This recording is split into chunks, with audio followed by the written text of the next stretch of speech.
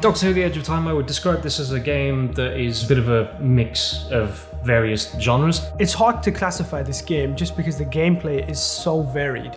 So you have your puzzle sections, you have your adventure sections, there's even some horror moments in this game too. I think what makes this game unique compared to other titles out there is in each chapter we like to introduce a new mechanic, and I don't think a lot of games offer this experience. The one thing everyone knows about the Doctor is she solves puzzles using her wits and intelligence. So you'll do the same as the Doctor's companion. You'll assemble devices and other mechanisms from junk that you find lying around.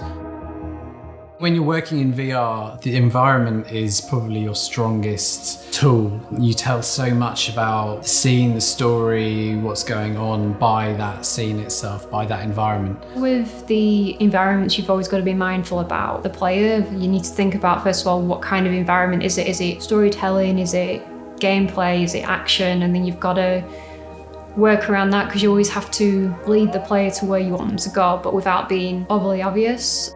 Across the game, I wanted to get this sense of going on a real journey. You start in something every day, and then from there you get to discover the TARDIS, which itself is just such a unique treat for fans.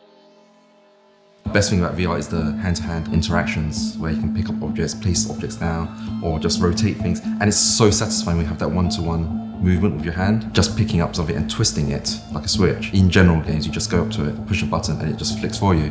But in VR, when you actually have to reach out, physically turn an object, and when you start to layer things up, you can twist it, pull it out, and put it back in. Even though it doesn't sound like a puzzle, it is something that you have to remind new players, especially to the medium, that you can do this, and it kind of like, it's a wow moment. One thing that's difficult in VR titles is that the player always has control of the camera at all times, so the player's head is the camera effectively, and you can't direct them to look at a certain thing, or you can't have a cutscene where you pan around to show a certain interesting object that the player should interact with.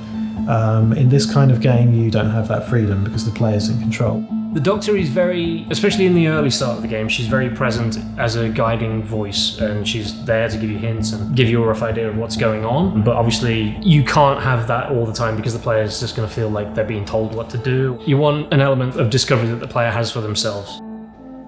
My favourite area to work on in the game has definitely been the starship. So it's a stage in the game set in outer space where the gameplay takes a really classic turn, and you're manipulating lasers, and it's a real puzzle-heavy moment I think players might struggle with. For me, it just takes VR to another level. My favourite bit would probably be the Victorian room. Without spoiling some things, there is some kind of cool mechanics, like there's something that happens with the fireplace and then something comes out of it and it's like loads of cool particles and it like flies past you and it kind of leads you to something unexpected.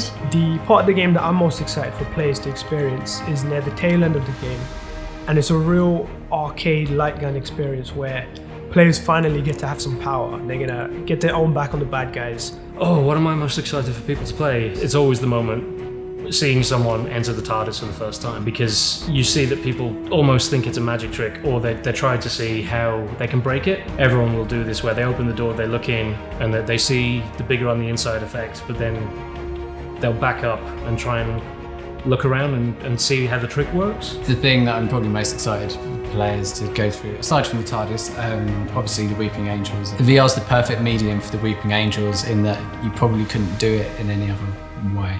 To be able to turn away from them and look back and they've progressed, it just works so brilliantly in a VR headset.